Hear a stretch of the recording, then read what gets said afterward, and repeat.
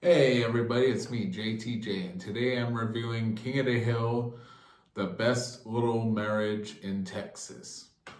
So, before I get into the hypocrisy of this episode, there's a lot of it, by the way. And, um, I just want to say I might uh, be late with my next review of King of the Hill, like really late. I just thought I'd give a heads up on that one. Not going to say why, private reasons. But yeah, so the episode starts out with Hank and Peggy going back to their church, First Methodist. Yeah, I know. I was wondering where that was going to come into the series last season myself, because that was like a major part of the series. And interesting fact, there's a little bit of a callback, and I can't tell if somehow there was some neuralizers involved, but I'll explain what I'm talking about later. But yeah, Reverend Stroop, yes, she's back in the series, by the way. You all probably already knew that by looking on YouTube and seeing the shorts. And I tried to avoid those shorts because, well, I didn't want anything spoiled for me before I, did my review and watched the episode. And so Reverend Stroop invited Hank and Peggy for a marriage counseling weekend where they teach how to have a better marriage, which interestingly enough, they were invited to not be the ones teaching the people how to have a good marriage, but instead it was Dale and Nancy, Peggy and Hank. Hank's job was to fix the canoes and anything else that needed fixing, and Peggy's job was to be the cook and the waitress.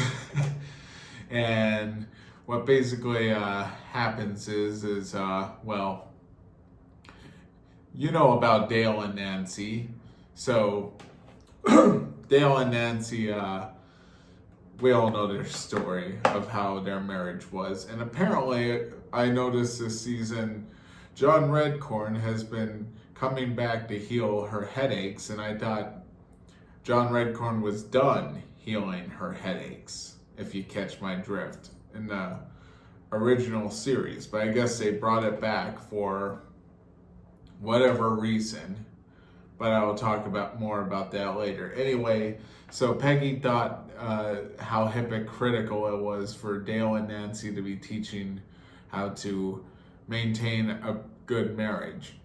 Now, I wouldn't say it was hypocritical for Dale, except, well, Dale's Dale. We all know how Dale can be, but he isn't as bad as Nancy with their marriage. Nancy, well, we all know about Nancy's story, but Hank winds up exposing Nancy's little secret to Reverend Stroop, which is kind of funny because in the original series, I thought Reverend Stroop, what's the word, already knew. I mean, you would have to live under a rock to have not known that was what was going on there. Am I right? And also in the episode, Bobby is trying out for this show called King of the Grill, which was mentioned in the previous season. And I thought it was just going to be a one-time thing because, well, it was kind of a throwaway joke on the show itself, King of the Hill. But I guess it's a real thing, and Bobby's trying to get on it. And what happens is they discover Bobby's talent for getting angry in the kitchen, which they wanted another Chef Ramsay. Come on. Do we really need a copycat chef on TV? Can't we have something a little different? I mean, even Emerald was a lot different than Chef Ramsay. I mean, how many people talk about Emerald anymore? I feel like more people talk about Chef Ramsay now because Chef Ramsay was the angry chef.